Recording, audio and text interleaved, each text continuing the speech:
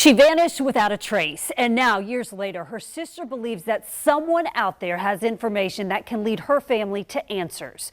Tonight, we are investigating the disappearance of Kimberly Harley, last seen in Jacksonville Beach in 2005. This is Kim. Terry Queen doesn't believe her sister is still alive. 2 little kids. What happened to Kimberly Harley is a question she's been grappling with for nearly 2 decades. I've been trying for 18 years. Just a sister trying to find her sister. My main goal, and the only thing I want out of all of this, is that her children knows she didn't walk out of their life. She was taken. Harley was last seen in Jacksonville Beach on March 12, 2005 during a welfare check. Kimberly Harley was found in a vehicle sleeping and provided that her address that she was homeless.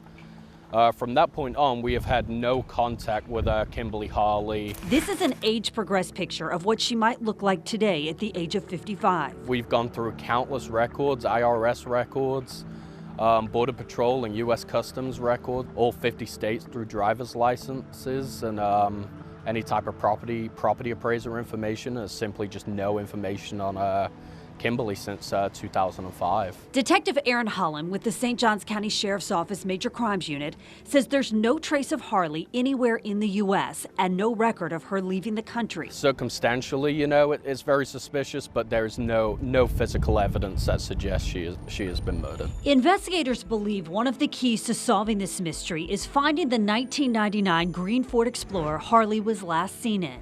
It looks similar to this one. Detective Holland says that car belonged to her boyfriend at the time. We believe if we can obtain the location of that vehicle, we could potentially move forward with some forensics in this case.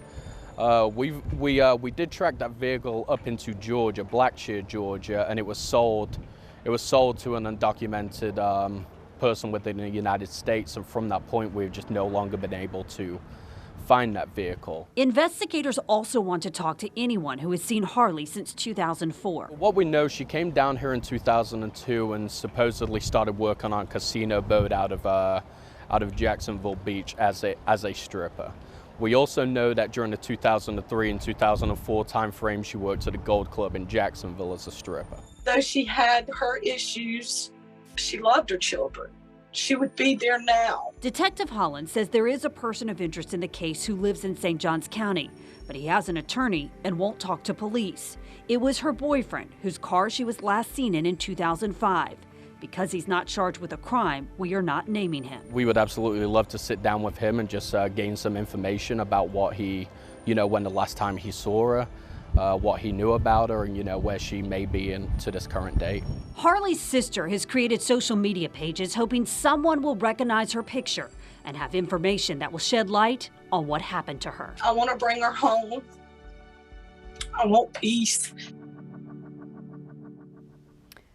And Detective Holland told me that they are actively pursuing new leads, and they're encouraging anyone who has information on Kimberly Harley's whereabouts or her disappearance to call Crime Stoppers at 888-277-TIPS. You can remain anonymous. You could get a cash reward if your tip leads to an arrest. And the VIN number for that Explorer that they're looking for, I've posted that in this story on firstcoastnews.com.